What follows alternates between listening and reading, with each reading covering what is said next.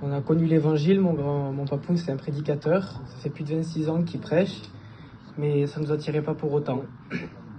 Et mon père, il n'est pas chrétien et il est dans le monde, et il m'a élevé dans le monde. On connaissait les missions, tout ça, mais ça a fait qu'à un moment donné, qu'on a arrêté d'y aller, et j'ai continué de grandir dans le monde. J'ai grandi avec mes cousins, puis j'ai fait des choses qui sont pas à la gloire de Dieu, et puis quand j'ai fait ces choses-là, je trouvais pas que c'était normal qu'il fallait faire ces choses-là pour avoir de la paix ou être heureux.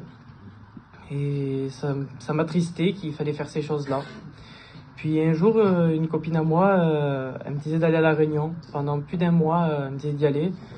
Et moi, j'osais pas, parce que j'osais pas demander à mon père rétrograde de m'amener à La Réunion. Pour moi, l'ennemi me disait dans ma tête que mon père, il allait avoir honte de moi et que j'arrivais pas à y aller. Je vous le dis franc, pour moi, quand j'allais rentrer dans cette réunion, j'allais tomber sous l'onction de Dieu. Mais ça s'est pas passé comme ça.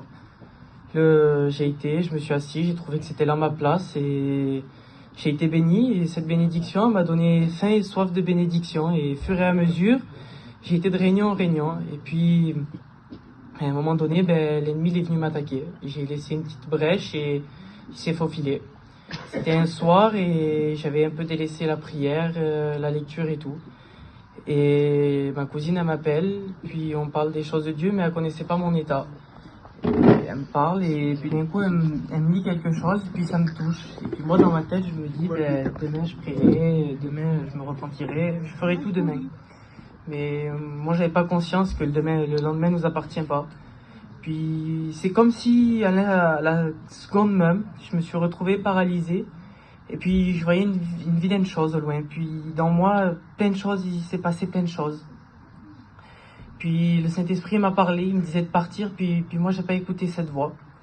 Puis ça a continué, puis j'ai senti une force rentrer dans moi, le Seigneur qui m'a sorti de là où j'étais, qui m'a amené là où que je devais être, pour être en sécurité, on va dire ça comme ça. Puis ça s'est pas arrêté là, l'ennemi, on va dire, il me traumatisait. Je dormais plus des nuits, pour dormir, je vous le dis, Seigneur devant Dieu que c'est vrai, il fallait que je prenne 8 Bibles, que je les mette partout dans le camping, dans le lit, que je mette des cantiques, que je me mets dans la couverte, d'essayer de me cacher parce que j'avais peur de l'ennemi, j'avais peur qu'il vienne me chercher mon âme dans la nuit. Puis je m'endormais à bout de force par la prière. Puis ça a duré comme ça, des fois j'étais dans le camping, il faisait noir, et puis l'ennemi parlait à mon cœur, il me disait qu'il voulait mon âme et qu'il l'aurait. Il me disait ça, il me traumatisait. Puis moi je savais plus quoi faire, j'avais peur, je sortais plus la nuit, je voulais plus dormir, je me rebellais contre Dieu. Puis un jour j'ai été à La Réunion et dans cette j'ai fait une prière toute simple au Seigneur. J'ai dit, Seigneur, tu vois l'ennemi qui fait tout ça, Seigneur, tu vois l'ennemi qui me terrasse et faudrait que tu le chasses. Et cette seconde même, le Seigneur, il m'a répondu à travers 3 prophéties.